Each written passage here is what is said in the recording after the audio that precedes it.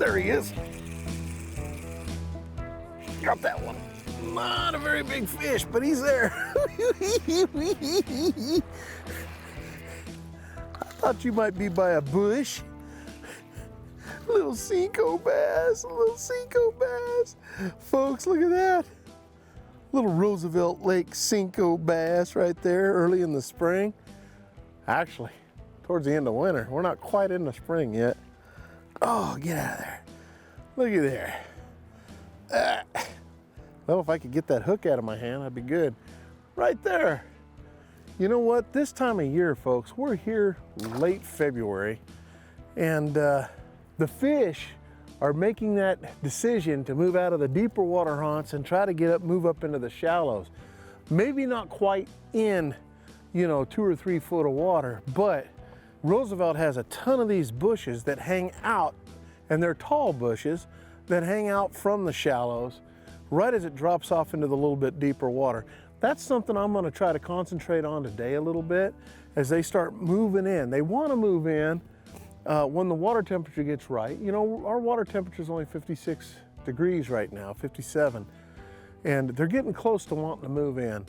Here in the next couple of weeks, they'll be all up real shallow. But when you get in that in-between stage, there's times you can come out here. I was out here last week, was catching them in 25, 30 foot of water with a drop shot, and once in a while would move up and maybe catch one by some of these bushes. I thought maybe a week they'd start moving in a little closer. We might be able to get them a little bit easier with the one of my favorite things to do, which is a senko, just a weightless senko. These things are so much fun to throw. Here in the next couple of weeks, they're going to be much more fun. But, this is one of my favorite all-around tools to catching fish around these trees. You can either throw out there and flip and go straight to the bottom, okay, with a Texas rig and a weight, or you can throw, and a lot of these fish I've noticed are suspended.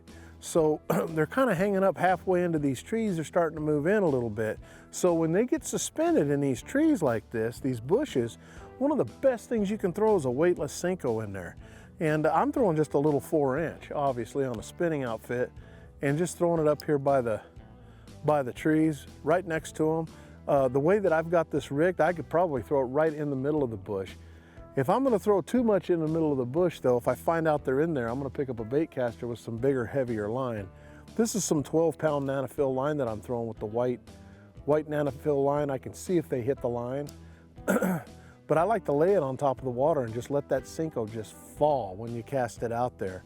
But the main key, what we're looking for, is these outside bushes, okay? We might throw up in there shallow a few times, see if we can catch a few shallow fish. There's always some shallow fish. But man, I'll tell you, I'm gonna make my concentration on some of these outer bushes before they start moving in, and see if we can't catch some of these fish sitting out here. Got him. We got him. Oh, he ain't very big out of that bush. See how close that was? Look how close that tree is over there to that. Look how close we are to that tree. One thing about a senko, they'll catch all sizes. Another little buck bass. All right, little buddy.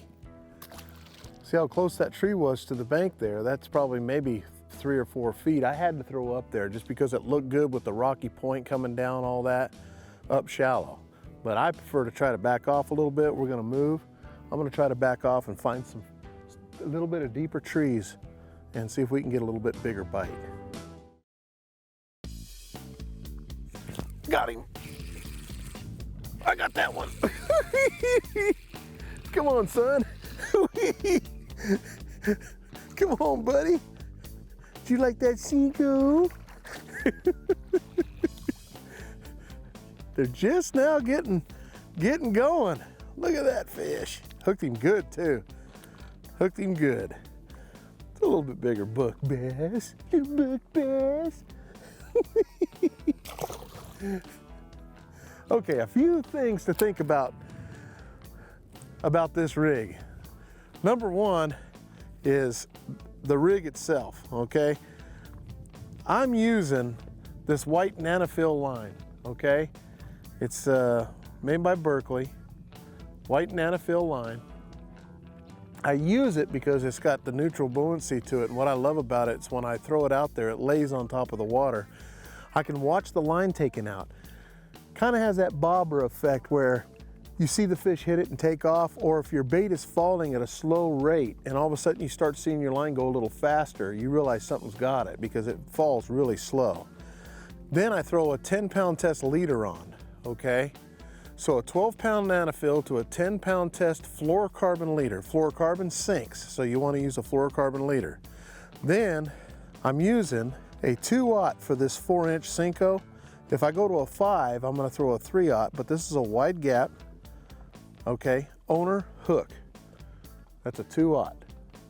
See how it's got the little keeper? So when this bait's kind of toast, but I'll show you when I hook it up. When I put the bait in, what I do is I put it into the bend of the hook. Then I pull it straight out, just like so, okay? Then what I'm gonna do is I'm gonna run it all the way up the hook. I'm gonna put it right over that keeper, that bend in the hook, and that helps hold the bait where it doesn't slide up and down on you all the time. Then I'm gonna take that hook and I'm gonna pinch the bait up a little bit, and I'm gonna bring that hook all the way through, and then I do what they call skinning the bait. Bring the point of the hook back into the bait a little bit. That way it's weedless. That way you can throw it in these trees. If you throw a Wacky style type bait in there, it works good, but the problem is you're getting hung up in these. You can see how these bushes, once the bait falls down in it and you go to pull up, if you've got an exposed hook, you're automatically hung up a lot of times. This way it's weedless. So if I'm throwing in these bushes and I'm throwing right in the middle of them and throwing them alongside and getting down into the vines of them and stuff, I want to throw a weedless style presentation. If I'm out of ways and I want to drag the bait a little bit on rocks and things like that, then I'll probably go to a Wacky style. I tip that off here with my Taipan beautiful spinning rod. It's a medium action. It's a 7-footer, and it works really good, real sensitive. Now, few other things real quick when you're fishing this close or you're fishing around bushes. So many people love to overhand cast a lot, okay? Overhand casting's fine if I want to go throw a long distance to the bush, let's just say. But when you're in close and you want to just kind of flip it out there, you got to learn how to kind of pitch it out there. What I do is I'll a lot of times take the bait in hand or something like that where the hook doesn't get you, and you can just kind of flip it out there. And when you're in tight quarters like this, you can actually get better casts that way. And what you do is you use the finger on your reel when I go to cast this out there to actually feather the bait down. So before it even hits the bush, a lot of times I'll flip it out there and I'll use my finger to feather the line and stop it where I want it to when I just flip it out there, okay? So that helps a lot. Or you could just flip it out there without even touching the bait if you get good enough at it. My suggestion is you go home, you put a coffee can or something in the middle of the living room, and you just try doing this technique all day long until you hit it. You know what I mean? And you move it out there a little farther. Get really good at flipping it out there close quarters. Go. There we go. Another little buck bass. That's what happens when you get in that shallows. Come on, movie. Just testing it out, throwing up there a little shallower. Ah, they're trying to move up. They really are. Little guys. But they're doing it. I just tossed in that little channel there. And that's the reason why you have to get somewhat good at flickering out there, flipping your bait out there, so you can hit those little channels in between the bushes and things. Now, it's real important too when you find bigger trees, you know, find out if maybe some of them are hanging out in the bigger trees. But when you come across an isolated bush and it's got a hole in it, throw to the outside, you know, left side, right side, before you ever throw in the middle of it. And the reason why is if there's any fish sitting on the outside, when you pull them off, you don't spook the one in the middle. You might be able to get a twofer.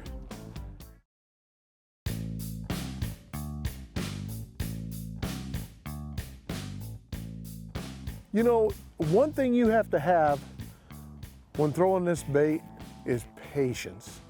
And a lot of guys don't have that kind of patience to just let it sit and fall and let it fall. First of all, you got to believe where the fish are probably at.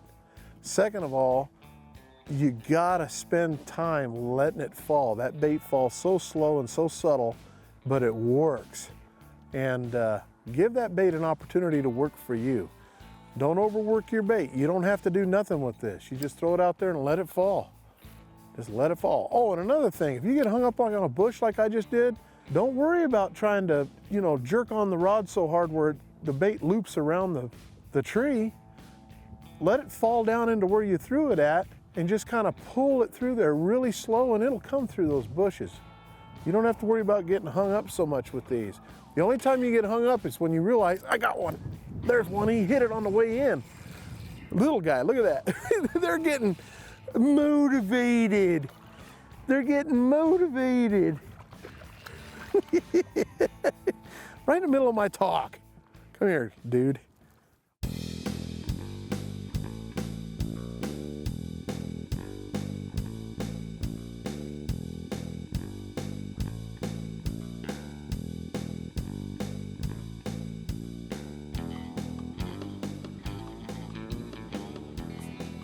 There he is.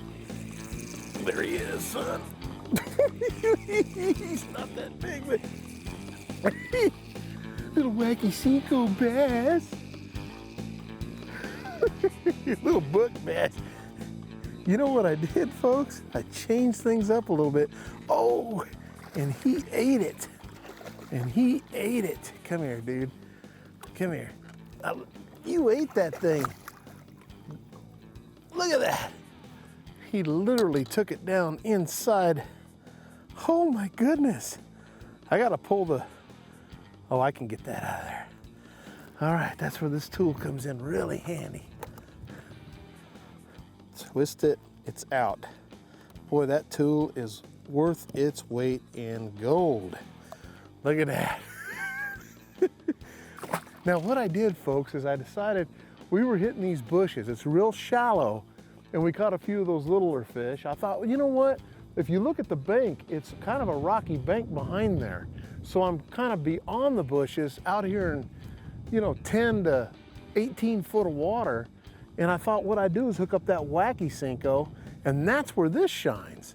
Because now I'm away from the bushes a little bit. I can drag this on the bottom and get it down there a little deeper, put a little nail weight in it, a tungsten nail weight, 32nd ounce weight, throw it down there and just drag it on the bottom. You let it fall to the bottom. Once it falls to the bottom, you just kind of pull it real slow like a little crawdad. We went over some fish while I was in there catching a few of those fish, and I thought, well, they look like bigger blips, and I figured I'll back out a little bit and see if maybe the bigger fish are hanging out. But that was the ticket.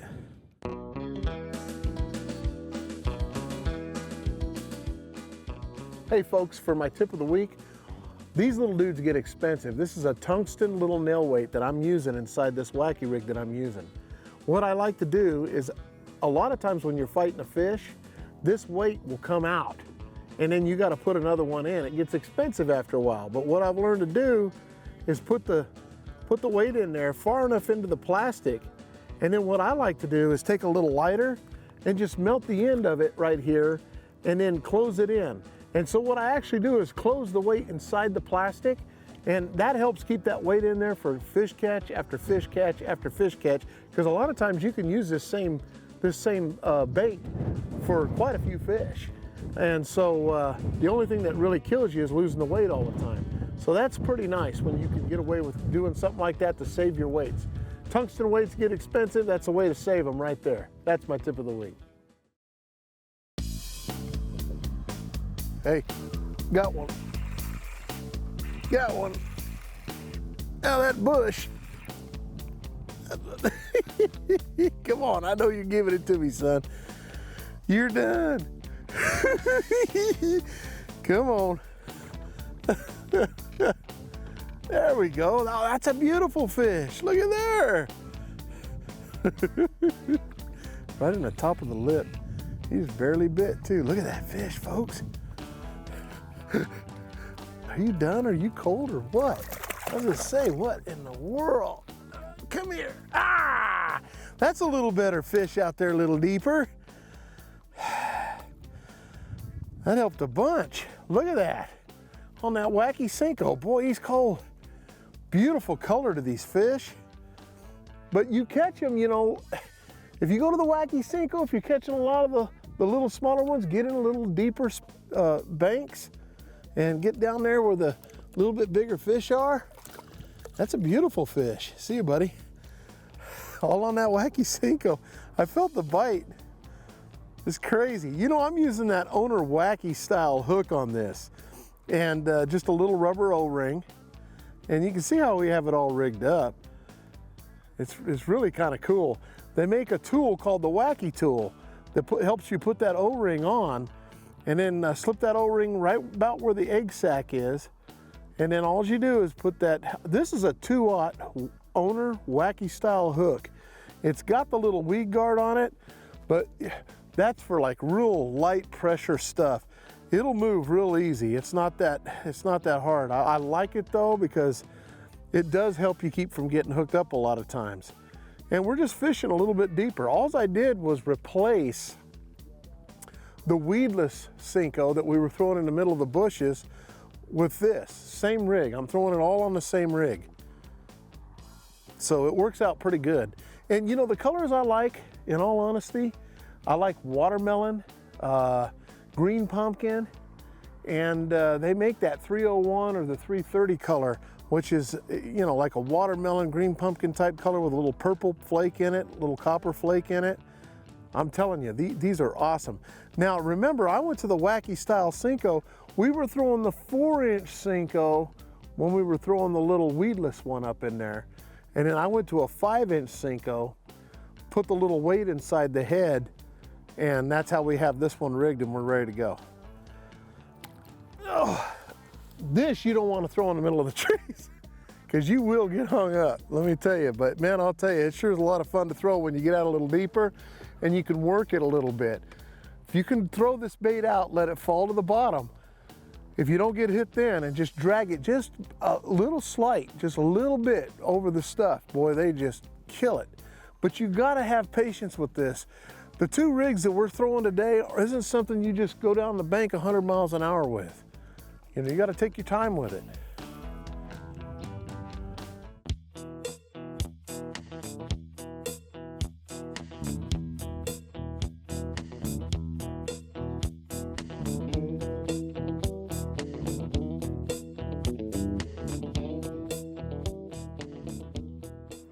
Well, I'll tell you what, we've had a great time on the show here at Roosevelt Lake. Getting a little late in the day.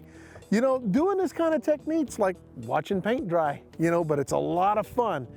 Pick yourself up some stuff to do some wacky rigging, and of course, don't forget that Weedless in the trees, and it's only gonna get better from here on in. Like I said, we're here at the end of February, so I mean, by the time you know, March, April, May, all those months, it's great for senko fishing. You'll have a blast. Pick your stuff up, get ready to go. It's gonna be a great season. We'll see you on the water next time. I'm Johnny Johnson. Now, see, that's what I'm talking about, folks.